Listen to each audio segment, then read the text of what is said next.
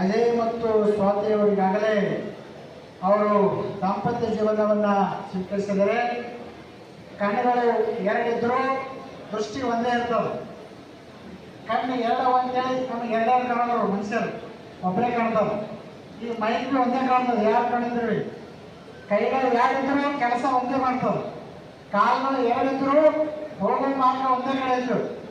ಒಂದು ಬೀದರ್ ಒಂದು ಬಾಕಿ ಹೋಗಲ್ಲ, ಎರಡು ಕಾಲ ಅಂತೇಳಿ ಒಂದೇ ಕಡೆ ಹೋಯ್ತದೆ. ಹಾಗೆ ಅಜಯ್ ಮತ್ತು ಸ್ವಾತಿ ಅವರು ಇಬ್ಬರು ಕೂಡ ಇಬ್ಬರು ಇದ್ರು, ದೇಹ ಹೇಳಿದ್ರು, ಉದ್ದೇಶ ಮಾರ್ಗ ಭಕ್ತಿ ಒಂದೇ ಆಗಿರಬೇಕು. ಹಾಗಿತ್ತಂದ್ರೆ ಅವ್ರ ದಾಂಪತ್ಯ ಜೀವನ ಸುಖಿ ಜೀವನ ಆಗ್ತದೆ. ಅದಕ್ಕಾಗಿರ್ತಾರೆ ಸತಿಪತಿಗಳು ಒಂದಾದ ಭಕ್ತಿ ಹಿತವಾಗಿರ್ಬೋದು ಶಿವನಿಗೆ ಅಂತ ಹೇಳ್ತಾರೆ.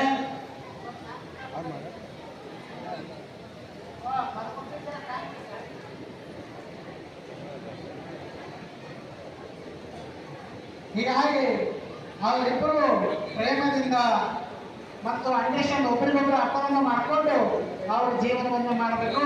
ಹಾಗೆ ಅವ್ರು ಬಾಳಲಿ ಅಂತ ಹೇಳಿ ಆಮೇಲೆ ವಿಶೇಷವಾಗಿ ಶರಣೆ ಅನಿತ ಬಸವರಾಜ ರಂಜಿರೆ ನಮ್ಮ ಹಿರೇಮಠ ಸಂಸ್ಥಾನ ವಿದ್ಯಾರ್ಥಿ ಟ್ರಸ್ಟ್ನ ಸಂಗಮೇಶ್ವರ ಶಾಲೆಯಲ್ಲಿ ಬಹಳ ವರ್ಷಗಳ ಸೇವೆ ಮತ್ತು ಅವರೇ ಮುಖ್ಯ ಗುರುಗಳಾದ ನಮ್ಮ ಬಸವರಾಜ ರಂಜಿರೆ ಸರ್ ಅವರು. ಹೀಗಾಗಿ ಅವರ ಸೇವೆಯ ಫಲದಿಂದನೇ ಈಗ ಗೌರ್ಮೆಂಟ್ನೂ ಅದರ ಅವರು ಎಡೆದ್ಮೇಲೆ ಆದರೆ. ಹೀಗಾಗಿ ಅಪ್ಪುಗಳವರ ಒಂದು ಸಂಸ್ಥೆಯ ಪಾತ್ರರಾಗಿ ಎಲ್ಲ ಕಾರ್ಯದೊಳಗ ಸಕ್ರಿಯವಾಗಿ ಕೆಲಸ ಮಾಡೋರು ಅಂದರೆ ನಮ್ಮ ಬಸವರಾಜ ರಂಜಿರೆ ಸರು. ಹಾಗಾಗಿ ಅವ್ರ ಭಕ್ತಿ ಶ್ರದ್ಧೆ, ಅವ್ರ ಸಂಸ್ಕಾರ, ಅಪ್ಪರು ಕೊಟ್ಟ ಸಂಸ್ಕಾರ, ಅವ್ರ ಮುಂದೆ ಮಕ್ಕಳಿಗೂ ಅದೇ ಸಂಸ್ಕಾರ ಕೊಟ್ಟರು. ಬಹಳ ಚೆನ್ನಾಗಿ ಆ ಮಕ್ಕಳಿಗೆ ಸಂಸ್ಕಾರ ಕೊಟ್ಟರೆ.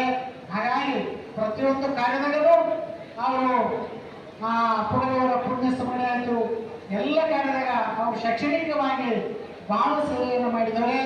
ನಮ್ಮ ಬಸವರಾಜ ರಂಜಿರೆ ಸರ್ ಅವರು ಮುಖ್ಯ ಗುರುಗಳಾಗಿ ನಮ್ಮ ಶಾಲೆ ಬಹಳ ನಮ್ಮ ಭಾರತದಲ್ಲೇ 1ನೇ ನಂಬರ್ ಇತ್ತು. ಯಾವುದು ಅಂದ್ರೆ ಸಂಗಮೇಶ್ವರ ಶಾಲೆ. ಕಲ್ತವರೆಲ್ಲ ಡಾಕ್ಟರ್ಗಳು, ಇಂಜಿನಿಯರ್ಗಳು ದೊಡ್ಡ ದೊಡ್ಡ ಹುದ್ದೆಗೆ ಹೋಗಿದ್ದ ಕಾರಣ ಬಹಳ ಉದಾಹರಣೆಗಳದಾವ. ಅದಕ್ಕೆ ಕಾರಣ ನಮ್ಮ ಬಸವರಾಜ ರಂಜಿರೆ ಅವರ ಸೇವೆ ಇದೆ ಅಂತ. ಇವತ್ತು ಅವರ ಸುಪುತ್ರರ ಕಲ್ಯಾಣ ಮಹೋತ್ಸವ ತಾವೆಲ್ಲರೂ ಆಗಮಿಸಿದರೆ ಅವರು ವಧುವರರಿಗೆ ಒಳ್ಳೆಯದಾಗಲಿ ಶುಭವಾಗಲಿ ಅಂತ ಹಾರೈಸಿ ಈಗ ಪುಷ್ಪಾರ್ಪಣೆಯಿಂದ